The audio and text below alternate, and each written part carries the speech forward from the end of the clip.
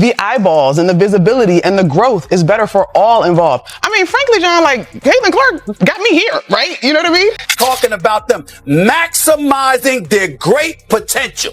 And because we bring that up and talk about what potentially might get in their way, which we do to men all the time, now we got to sit up here and watch every syllable. I resent that.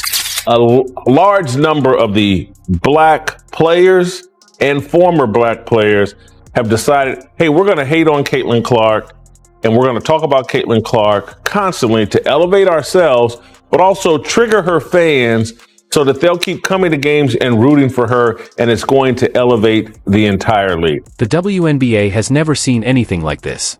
Not the talent, not the hype, and certainly not the drama. Caitlin Clark didn't just walk into the league, she kicked the door off its hinges. She brought millions of new eyeballs, sold-out arenas, and ratings the WNBA could only dream of before her arrival. But with that spotlight came a shadow, and now, it's threatening to consume the league from within. Because while fans cheer her name, a storm has been brewing, and it just erupted live on national television. It all started with a hard foul. She is a dynamic basketball player and a force both on the court and the marketing sense. But I do think, same thing with folks that may have fallen in love with Angel Reese that may or may not have agreed with everything they had to say. Kennedy Carter of the Chicago Sky blindsided Caitlin with a brutal hip check. No basketball play, just pure message sending. The refs called it common. The league later upgraded it to a flagrant. But by then, the real damage had already been done. Not to Clark, she got up, like she always does. Composed. Like a professional.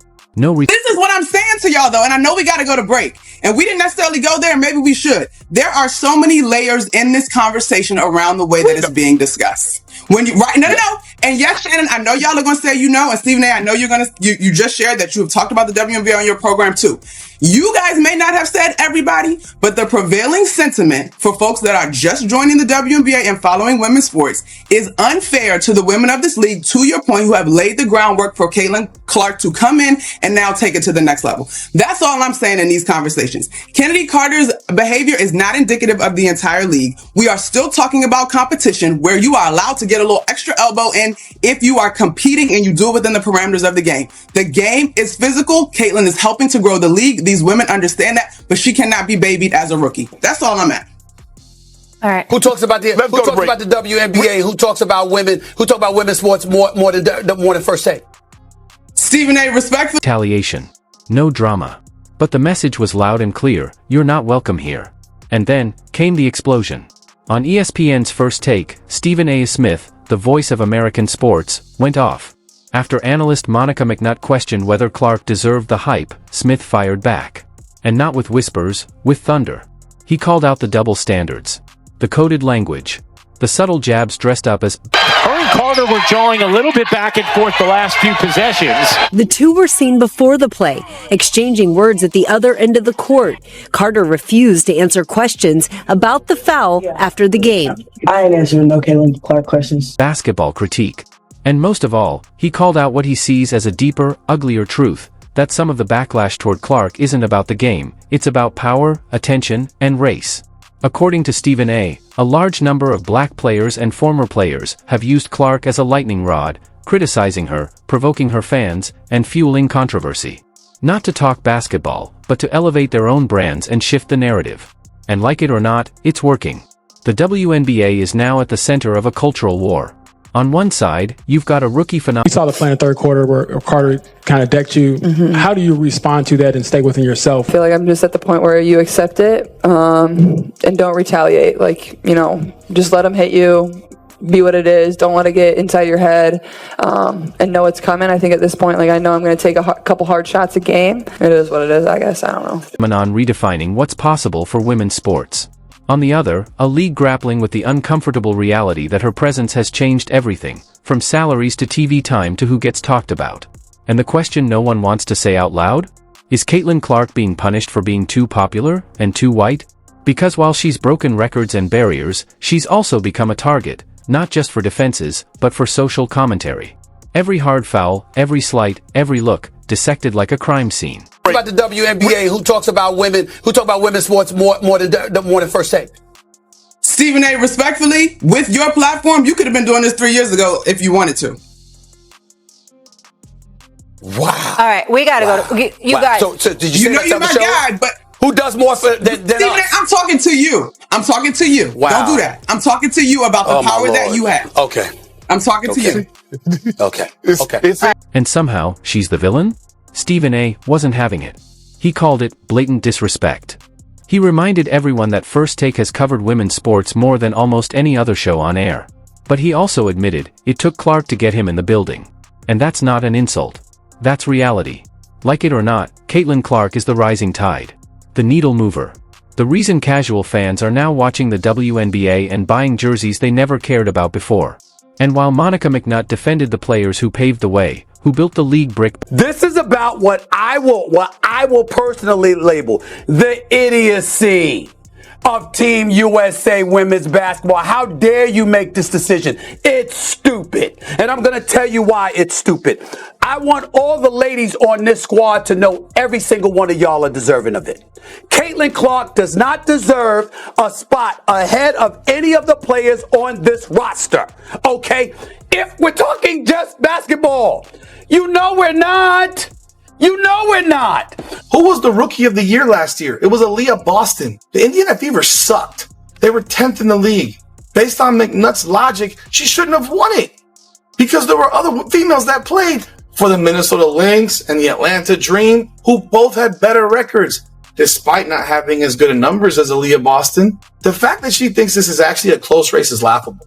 It shows such an utter disdain for Clark and ignoring the literal intricacies of basketball that someone in her position should clearly understand and notice. She should notice how teams are game planning Clark. She should notice that Indiana coach Christy Sides is the worst coach in the fucking history of the league and is single-handedly suffocating Clark offensively, preventing her from shooting. Heck, Sides has said it.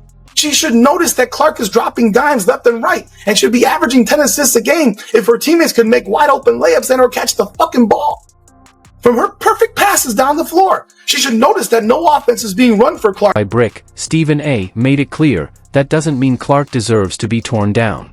Especially not by those who should be rooting for her success, because her success is their success, too. But in 2024, it seems like growth comes with grudges. Clark's not asking to be babied. She's not complaining. She's not demanding apologies. In fact, after the Carter foul, she said what real athletes say, it's basketball. Emotions run high. It's madness. Here's Monica McNutt, ESPN broadcaster, covers the WNBA. Not a bad broadcaster, but she just can't help herself. When given a chance to talk about Caitlin Clark, they're always going to racialize it and try to demonize Caitlin Clark's fan base. It is what it is. But fans see more. They see a pattern. And they're asking, if this were any other rookie, would she be getting this treatment? Clark leads the league in assists. She's near the top in scoring. She's brought life, money, and attention to a league that desperately needed it. And yet, instead of celebrating her, much of the media, and even fellow players, have tried to minimize her. Why? Is it ego? And look, everywhere you turn, Indiana Fever's breaking records. All Cheryl Swoops did was validate all the speculation that there's folks hating on Caitlin Clark. That's all she did. Because to know basketball like Cheryl Swoops does, to be as accomplished as she is, to be the Hall of Famer that she is, all accolades that are well-deserved. And I'm certainly not attacking Cheryl Swoops the person because I think she's a wonderful person. How do you talk about the Indiana Fever and mention a multitude of players and not one of them is Caitlin Clark, who, by the way, as a rookie is leading the league in assists? How do you do that? I told y'all that. I've argued with the great Andrea Carter, outstanding analyst for ESPN, right here on this podcast. I've argued with Janae Ogumake, who's an outstanding basketball analyst, and Monica McNutt, one of the preeminent voices of the New York Knicks, and what she's doing with her career. They know they got my support, all love. But I'm waiting for you to say I was right. Caitlin Clark can ball. She should have been on Team USA. Is it race? Is it jealousy? Or is it just a league that wasn't ready for what she represents? Here's the bottom line, Caitlin Clark is here. And she's not just playing, she's transforming the entire sport. But as she rises, the WNBA has a choice to make, embrace the future, or keep fighting it. Because this isn't just about basketball anymore. This is about who gets to be the face of change, and who gets left behind. Caitlin Clark isn't just a basketball player, she's a movement. A phenomenon. A once-in-a-generation talent who didn't just enter the WNBA, she redefined its very relevance. But with her rise has come a... Let's play the clip. Make it long-term commercially viable? Two things. I think it has to show up in our storytelling, and it has to be encouraged by our families. Yeah. To me, right? And so, covering the WNBA this past season, Caitlin Clark's rookie year, for all of the conversation that surrounded her, some which was fair and some which wasn't, the one thing that I cannot deny is the amount of little girls that were showing up to follow her. Little girls with their parents and the fervor and the energy there. Why her? Same thing. Why her? Well, I was just about to say same thing for Angel Reese when I had a chance to cover their games. But I think Caitlin represented... And again, some of this to me probably is not fair to her because it was not anything that she said or was truly based on her personality, but she was a white girl from the middle of America. And so she represented a whole lot to a lot of people, whether that is truly what she prescribed to or not. Clash unlike anything the league has ever seen. Because behind the roaring arenas and spiking ratings, there's a deep fracture forming inside women's basketball. A fracture of race, legacy, power, and resentment. And it exploded live on national television. It was June 2024. A fiery debate erupted between ESPN heavyweights Monica McNutt and Stephen A. Smith, not about a play, or a win, or a stat, but about something far bigger, what Caitlin Clark Women's sports more than first take. Stephen A., respectfully, with your platform, you could have been doing this 3 years ago if you wanted to.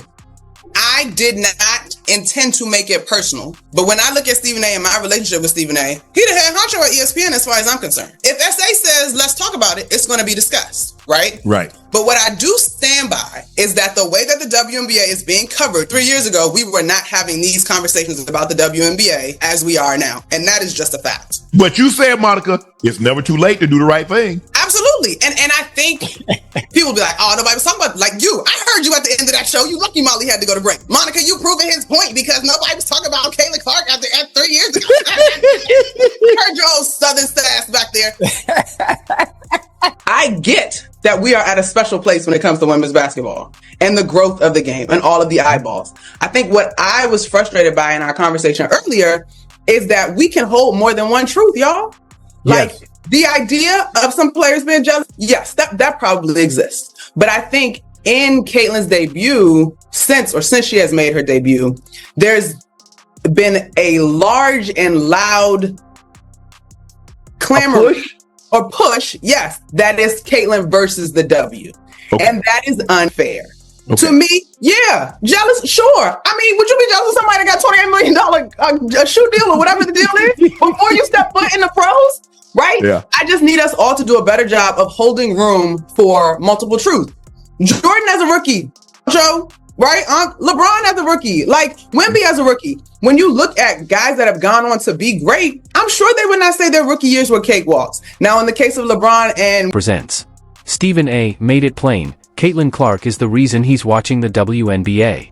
She's the reason millions are tuning in. And she deserves credit for elevating the league. But McNutt didn't flinch. With calm conviction, she countered, the WNBA has been built on the backs of powerful, under-recognized women for decades, most of them black. And now, all the spotlight's on a white rookie? That's not growth, she argued. That's erasure. And then she said it, words that hit like a thunderclap. I sat across from Stephen A. and I know how diligent he is and how much he works. And if you listened, there's a flutter of compliments and then there's this stuff that gets a little like, what, huh? Right? And so for me, I have grace as someone that is in television. You're not always going to knock it out of the park. But I have no doubt that Stephen A. and I have seen and experienced his support, right? I think at large, though, there were a number of reasons why that moment goes viral in terms of Molly and I, mostly me, Stephen A. Shannon, two powerhouses in the industry. Here I am trying to hold my own in this conversation. Like there's this woman calling out a company, calling out Stephen A. Like there's so many layers to why that conversation had so much heat to it. The WNBA has never seen anything like this. Not the talent, not the hype, and certainly not the drama. Caitlin Clark didn't just walk into the league, she kicked the door off its hinges. She brought millions of new eyeballs, sold-out arenas, and ratings the WNBA could only dream of before her arrival. But with that spotlight came a shadow, and now, it's threatening to consume the league from within. Because while fans cheer her name, a storm has been brewing, and it just erupted live on national television. It all started with a hard foul. Kennedy Carter